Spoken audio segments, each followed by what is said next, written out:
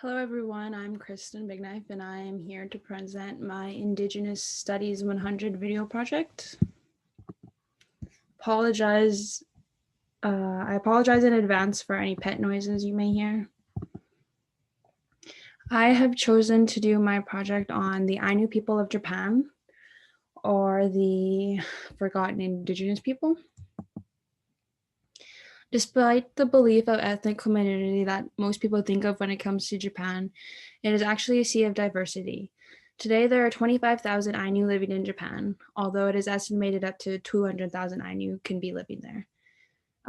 It is hard to distinguish the Ainu from other Japanese due to intermarriage, migration, and denial of the Ainu identity to avoid discrimination. Who are the Ainu? The Ainu were a society of hunter-gatherers who worshiped nature and animals. It was a society of fishers, hunters, horticulturalists, farmers, and traders. The Ainu believe that all things are inhabited by spirit known as Kamu. They are a group of people with distinct language, culture, and religious practices that have survived millennia despite years of discrimination and assimilation. Historically, the Ainu were residents of Hokkaido, which is the northern island of Japan. They have also resided in the Kuril Islands in Sakhalin, which is now modern-day Russia. Culturally speaking, the Ainu can be separated into three distinct groups: the Hokkaido Ainu, Karafuto Ainu, and the Chishima Ainu. Here is traditional Ainu territory, and as you can see in this map, the Ainu inhabited some of what is now modern-day Honshu Japanese area before they were forced to the northern island.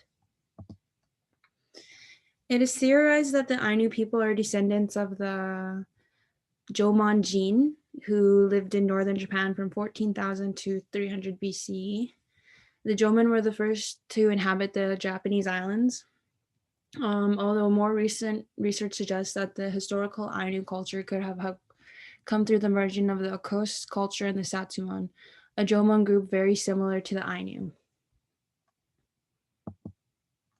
The Ainu are significantly different from Japanese in appearance. Ainu physical appearance traits include light skin, rounder deep-set eyes, European eyes, thick wavy hair, larger stout frames. And unlike Japanese men, Ainu men grow long beards. And both sexes keep their hair at medium length. Traditional lip tattooing. An unusual custom performed by the Ainu is the tattooing of the lips into what appears to be a black smiley face. It represents virtue and signaled that women were of marrying age, which was usually around the time of 15 or 16. This custom was banned by the Japanese government in the 19th century, but continued and persisted till the 20th century. First contact happened somewhere in the 13th century.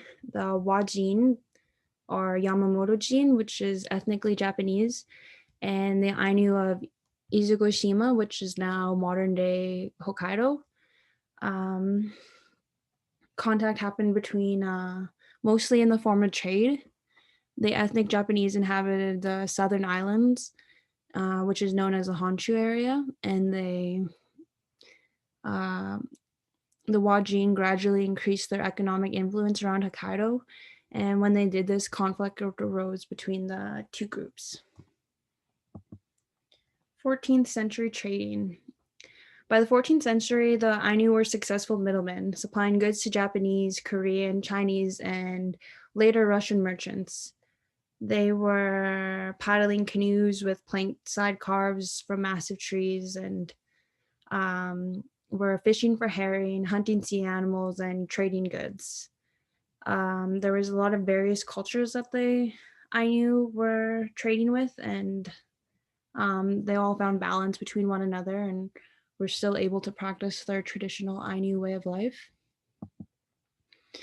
During the Muromachi period, the years 1336 to 1573, disputes between the Japanese and Ainu developed into wars around this time.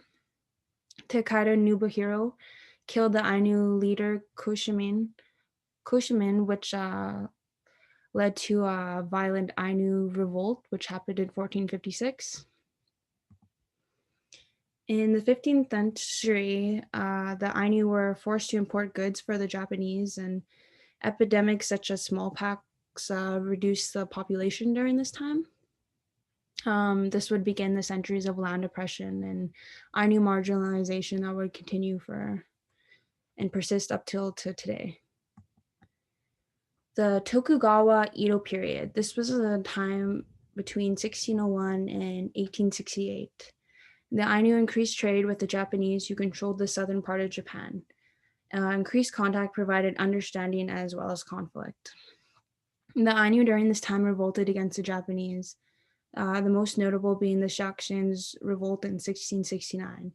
The Ainu revolted against the Japanese authority. This was also the final era of traditional Japanese government. Contact with the settlers at this time was brought mostly disease and smallpox, which declined the population. They were doing family separation during this time as well. Ainu women were separated from their husbands and forcibly married to Japanese merchants and fishermen. And turbulent changes came to Hokkaido when Japan ended its isolation policies during the 19th century. The shogun took direct control of southern Hokkaido. Ainu men were forced into labor jobs with the bribery of giving up their language and their culture for food and clothing. 19th century, the Japanese government denied the rights of the Ainu to their traditional cultural practices. This included speaking their language, the right to hunt and gather, and to perform cultural ceremonies. The Meiji Restoration of 1868. During this time, the island of Hokkaido joined the Japanese Empire. The Ainu were forced to do manual labor jobs. They were forced into agriculture and farming. In 1871, Japan adopted the family registry law, and Ainu were placed in a separate category of commoners. In 1899, the Japanese passed the Hokkaido Former Aborigines Protection Act. This was mainly used to force the Ainu to assimilate. Examples of this is by granting them small plots of land to get them to farm instead of carrying on with the fishing and hunting that was integral to their culture and way of life. They were also prohibited from speaking the Ainu language and had to speak Japanese and take Japanese names during this time. Treatment of the Ainu people by Japanese settlers. The Japanese settlers treated the Ainu people by attempting cultural genocide by forcing assimilation. They were discriminated against and forced into mainstream Japanese culture. And this act did not promote cultural activity, so the Ainu are still recovering from years of attempted assimilation and cultural genocide. Discrimination and negative stereotypes still continue to persist today in Japan. The Ainu receive lower levels of education, income levels, enrollment rates, and participation in the economy. However, leading the way for Ainu pride, there is, in 1977, activists that fought for the removal of the law that restricted Ainu culture and Ainu pride in Japan. And in 1999, there was a small revival of interest in Ainu culture between Ainu people and non-Ainu people. There was a display in the Smithsonian, which is located in Washington, D.C. The Ainu's beliefs and customs. The Ainu are traditionally Aminists, believing that everything in nature has kami, which is a spirit or a god on the inside.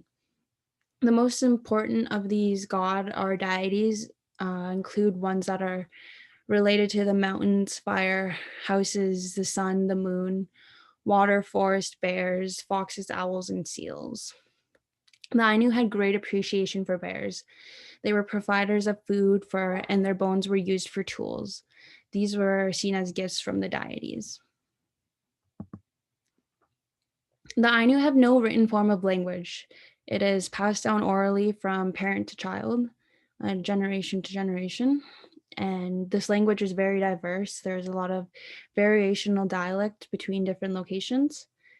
However, there's only around 100 speakers in Japan, the Hokkaido area. So it is now considered a critically endangered language. However, there have been efforts made by Ainu people to teach the language, especially in places where Ainu culture is thriving. Um, Many place names in Hokkaido today, such as Akan and Kushira, are derived from the Ainu language. A form of storytelling um, are the yukars. They are epic poems, folk tales, and songs that serve as literature, tributes to the deities, and sources of knowledge, history, and moral codes. The epic poems were chanted by narrator singers. The longest ones were up to 150,000 verses. Because there was no written language, this was passed down orally. And one of the famous Ainu stories claims that they lived in the place 100,000 years before the children of the sun came, which this theory lines up with the theory of the Ainu descending from the Jomon clan. Hunting and gatherers. Ainu traditionally hunted bear, sea otter, deer, rabbit, fox, salmon, and gathering stuff like root vegetables, berries, and much more. Common hunting weapons included poisoned spears, bears, bows, and arrows. They hunted in groups with dogs and prayed to deities for good catches and safe hunting. Ainu art and music. The most common form of art is wood carving. Bear carvings can be found in many souvenir shops across Hokkaido. Ainu produce carvings, weaving, and embroidery of great beauty, which usually feature geometric designs. Are traditional A traditional instrument played by the Ainu is called a tonkari, and there's also the mukuri. Traditional dress. They usually included bark cloth and were decorated with geometric designs and consisted of straight sleeves and simple kimono. Popular ritual is the bear sending ritual, which is called the Ayumente. Um, was a funeral ritual for the most important Ainu deity, which was the bear and the mountain spirit. And they took care of the bear till it was time to be sacrificed in order to release the spirit within it. This ceremony was outlawed by Japanese government, but persisted into the 20th century. This is an illustration that shows an Ainu Ayumente.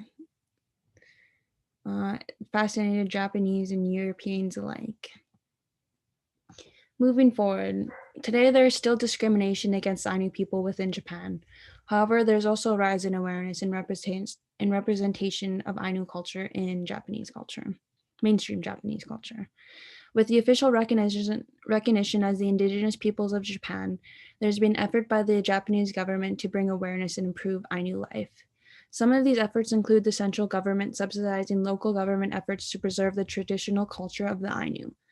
The government also plans to create a national Ainu museum and national park for 2020.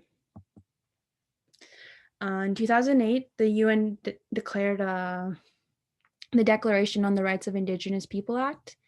At this time, the Japanese government officially recognized the Ainu as the indigenous people of Japan. And in February 2012, the Ainu Party of Japan was launched in Ibetsu City, marking a historical moment for Japan, as this is the first time there was an ethnic minority political party, and their aim is to help protect the rights of Ainu people and spread awareness. This is the National Museum that they just created. It was opened on July 12th. It is located in Hokkaido, Shiroi Hokkaido. This park will serve as a base for the protection and promotion of Ainu people, culture, and language. It was also going to be scheduled to open prior to the Tokyo Olympic Games before they were canceled due to COVID this year. Ainu representation in Hokkaido. Ainu culture thrives in various parts of Hokkaido, such as the Shiroi and Biratori districts. But the largest Ainu village in the Hokkaido is the Lake Aken Ainu Koton. It has flourished as the center that introduces Ainu arts and crafts to the world. There are numerous spots across Hokkaido that offers tours and the experience to learn and participate in Ainu culture. Here are some examples. Revival of Ainu culture and pride. It seems while there is still discrimination of the Ainu people, those who rejected their heritage before are beginning to admit it openly or even embrace their identity with pride. Among those active in trying to keep Ainu culture alive are the Minasekai, who created the band Ainu Rebels, who proudly use Ainu traditional music mixed with modern hip hop, and she performs this in Tokyo. Ainu culture can also be seen in popular mainstream Japanese culture, such as the popular manga and anime Golden Kamuy, which represents Ainu culture. And I also noticed that it can be seen in Hayao Miyazaki's Princess Mononoke. The main character, the main female protagonist in this series is Ainu. And in Princess Mononoke, here is some Ainu representation. And here are my references. I chose to study this group because I was very interested in Japanese culture growing up. I always thought it resembled Native American culture in some aspects, and to have the opportunity to actually study the real Indigenous group was very enlightening, and there was so much comparisons and similarities I could make. But yes, thank you very much for listening.